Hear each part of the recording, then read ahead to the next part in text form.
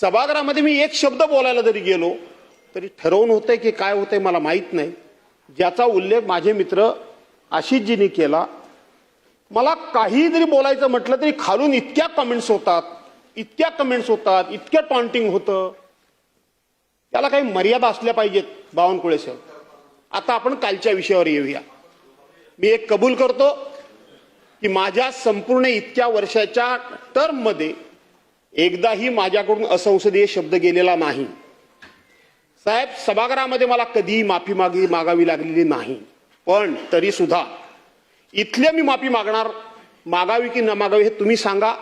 परंतु बाहेर मी जे बोललो ते जेव्हा घरी जाऊन मी आशिषजी ऐकलं तेव्हा त्याचा खेद मला सुद्धा वाटला की मी नाही बोललं पाहिजे असं, की मी नियमाचे आग्रह धरतो. मी या ठिकाणी सभागृह कायद्याने नियमानं चालावा असा जेव्हा सातत्यानं आग्रह धरतो आणि भांडणच करतो मी, तर माझ्याकडून देखील अशा पद्धतीचा प्रभात घडता कामा नये हे मी स्वतःहून मान्य केलेलं आहे. परंतु मी एवढंच सांगतो, माझ्याकडून बाहेर मीडियासमोर जे शब्द गेले ते जायला नको होते. अध्यक्ष महोदय, मी जाहीरपणे आपल्याला सांगतो की हे शब्द माझ्याकडून गेलेत. आपल्याला जी मला शिक्षा करायची ती जाहीर करा. या क्षणाला मी ती शिक्षा मान्य करायला तयार आहे. ठीक आहे,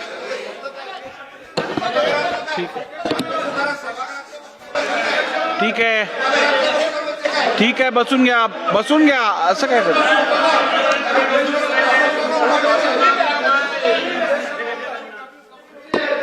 आणि अध्यक्ष महोदय, मी सुरुवातीला असं म्हणालो की मी जरूर माफी मागितली पाहिजे असं मी बोललो. सुरुवातीला मी बोललो, नाही अशातला भाग नाही. त्यामुळं माझं चूकच झाले, मी कबूल करतो. माफी मागितली किंवा दिलगिरी व्यक्त केली, माफी सुद्धा मागतो. याच्या उपर आपल्याला जी काही शिक्षा द्यायची आहे ती आपण द्या, मी घ्यायला तयार आहे. ठीक आहे.